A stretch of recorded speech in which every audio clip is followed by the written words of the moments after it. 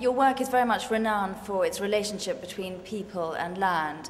Could you describe this piece behind and the relationship between the social side of South Africa and the land that you are photographing? This photograph comes from a trip that I made with my wife in 2006. Let me first speak about the photograph itself. In the foreground here, you have stones arranged in what is clearly a pattern. And I assumed, and it turned out to be correct, that these stones were laid out in the patterns of homesteads by young African children, probably girls. The game in Xhosa is called Ona Popi.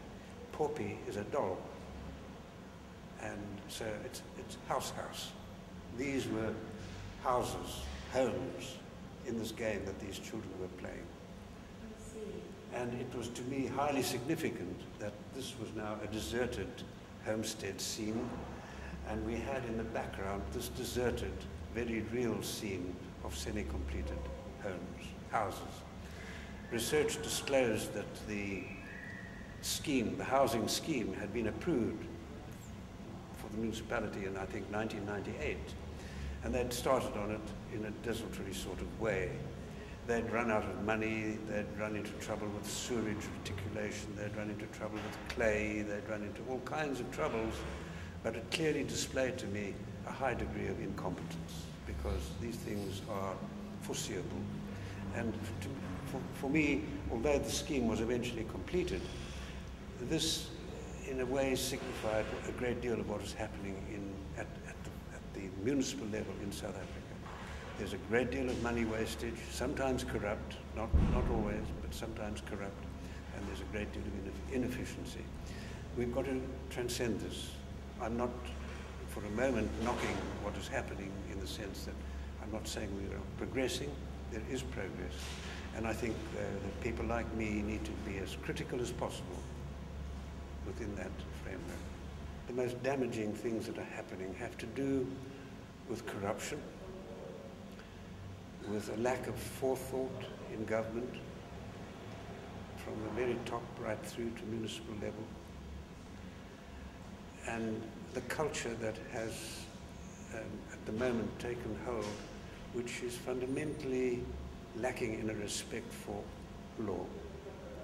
I think that any society that wants to prosper and give its citizens a place to be that is reasonably secure and peaceful, there needs to be a fundamental respect for law. It needs to be irrespective of the efficiency of the police and the justice. It needs to come from almost from inside. And this is, I'm sad to say, terribly lacking here. And it's obvious why this would be, because we've come through 350 years of shit in which black people were not only oppressed but completely disempowered, economically, politically, in terms of their masculinity, their femininity, in all sorts of ways. And so it's quite natural that we will go through quite a long period, I think, of reaction, and these reactions are going to be quite terrible in many instances. And I think we're living through that, and it will probably continue for another, I don't know, perhaps 20, 30 years. Who would spring to mind that you think is a great emerging artist in South Africa? Peter Hugo is an extremely effective and powerful photographer. I think he's quite ingenious in the things that he works on. They bring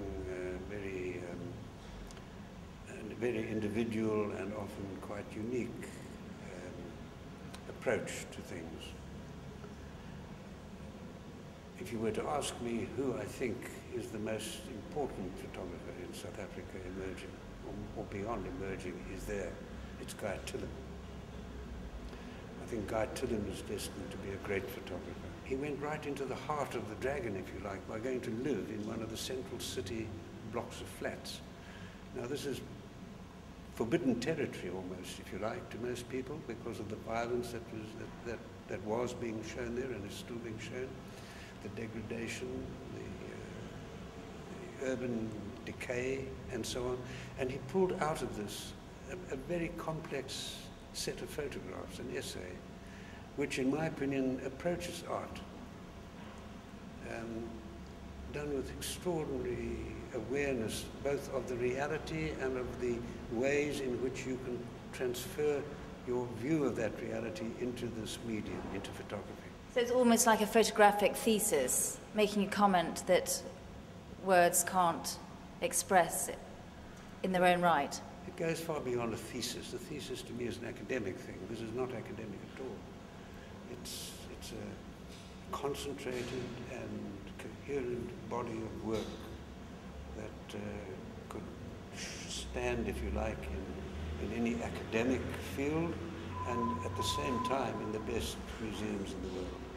Yeah, I think we're going to go and look around your work. It's amazing. Thank you so much.